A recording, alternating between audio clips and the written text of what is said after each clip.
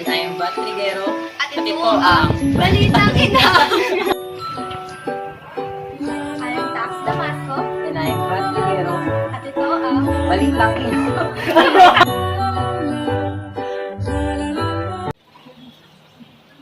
I am Tax Damasco. And I am Van Triguero. At ito ang Balitang Ina. Segment natin ngayon, partner. Tungkol ito sa classification of taxes na meron sa Pilipinas, partner. Yung tamang-tama to sa bawat Pilipino sa Pilipinas. Kasi diba, para malaman nila kung saan ba talaga napupunta yung mga dagdag bayarin natin. Tama ka dyan. At para malaman din natin kung pati bata ay ibabayad ng buwis. So, Simulan na natin ang pagtatanong sa kanila. yes, partner. Miss Andy Vidar from the Office of the President. Miss Shengi Gloria from the House of Representatives. Mr. Carl Herzano from the Court of Tax and Appeal. So what do you mean capital gains tax and documentary stamp tax? Sa capital gains tax, these refer to the amount of the profit versus the sale tax gain. It is more on profit than the sale. So, ibig sabihin, mas marami pa yung kinapital mo kaysa sa bumalik na pera. Dalawa naman is documentary stamp tax. This tax shall be filed in triplicate within 5 days after the close of the month when the taxable document was made signed, issued, accepted, or transferred upon remittance by collection agents of collections from sale of closed stamps. The documentary stamp tax shall be paid upon filling of the return. So, ikaw naman, Miss Shengi Gloria. What do you mean by donor's tax and estate tax? First one is donor's tax. Tax is a tax on a donation or gift and is imposed on the gratuitous transfer of property between two or more persons who are living at the time of the transfer.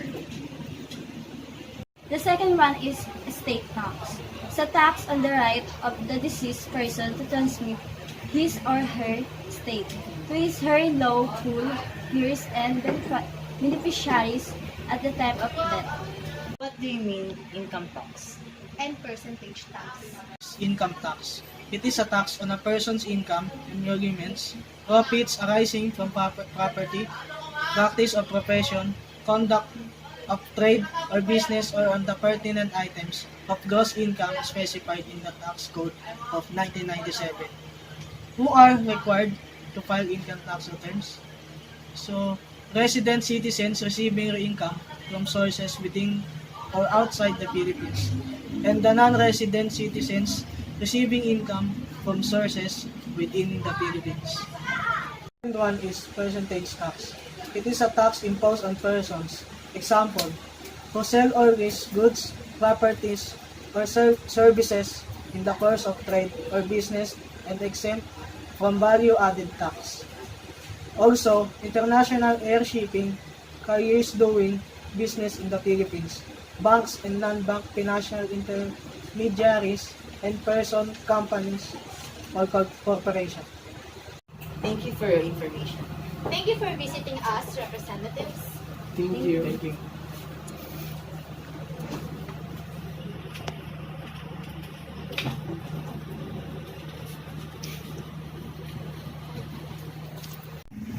Partner, hindi pa pala tapos ang ating segment. Meron pa tayong mga representatives na makakausap ngayon. Mukhang ganda talaga to kasi mas makakapagbigay pa sila ng karagdagang kaalaman para sa ating mga viewers. So, So, let's welcome this. Yes, partner. Mr. Limuel Apong, Miss Clarissa David Mr. Jomari Natalio. and Mr. CJ Montilla. Good afternoon mga representatives. So, ano pa ba yung mga maaari niyong idagdag upang makatulong sa ating mga manonood? There's an excise tax. It's typically indirect tax charged on the sale of a particular good. Indirect means the tax is not directly by an individual consumer. Produced in the Philippines for domestic sale. Domestic sale also known as internal trade or home trade. And its components are specific tax and ad valorem tax. Specific taxes, these taxes refer to the amount, volume, or capacity of the physical measurement. It has an equation: specific tax equals to number of units over measurement times specific rate. Ad valorem tax. This tax is based on what the entrepreneur selling price of goods. This equation is number of units over other measurements times selling price times ad valorem tax rate. And also, there's withholding tax and compensation is the tax withheld from income payments to individuals arising from employer and employee relationship. And the second one is final withholding tax.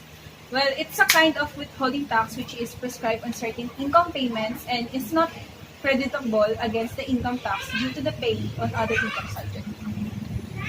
Third one is withholding tax on government money payments.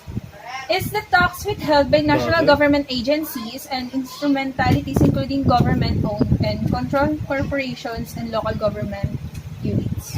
And we have local tax. Logically, authorities such as county or municipality. Local tax is usually collected in the form of property taxes.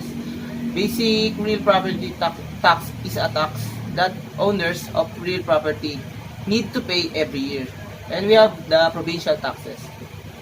Tax on business of printing and publication, franchise tax, tax on sand, gravel, and other quarry resources, professional tax, amusement tax, and annual fixed tax for every delivery truck or van of manufacturers or producers, wholesalers of dealers or retailers in a certain product.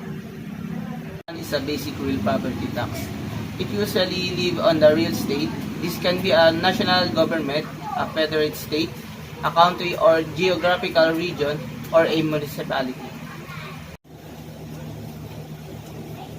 And lastly, we have provincial tax. This is applies when purchasing, importation of rental of certain goods and services. For example, products from province exported to Manila from the prices of 30 pesos. For example, it rises to 50 pesos for the shipping cost and other transportation. Lastly, we have 4 last taxes. Tax on business. This tax is paid on your net earnings for corporation.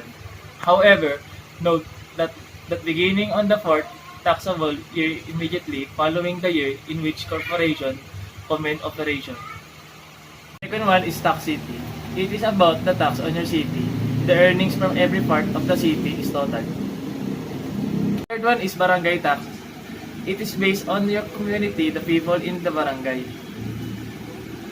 Last but not the least, community tax is a full-service tax company dedicated to assisting taxpayers nationwide. So yun, maraming salamat sa ating mga representatives. Maraming salamat sa So ikaw partner, sa tingin ko marami ka natutunan no? Oo naman partner, alam ko na yung mga buwis na nababayaran ko. At malaking tulong dito sa ating mga manonood. Lalo na sa mga ina dyan. Salamat sa inyong panonood sa Balitang Ina!